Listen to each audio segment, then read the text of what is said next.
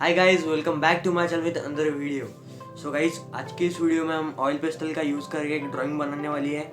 तो ये video please and तक देखिए। अगर आपको ये वीडियो अच्छी लगी तो वीडियो को एक लाइक कीजिए, शेयर कीजिए, चैनल को सब्सक्राइब ज़रूर करना और साथ ही साथ कमेंट भी कर देना कि आपको ये वीडियो कैसी लगी। तो चलिए आज के वीडियो शुरू करते हैं।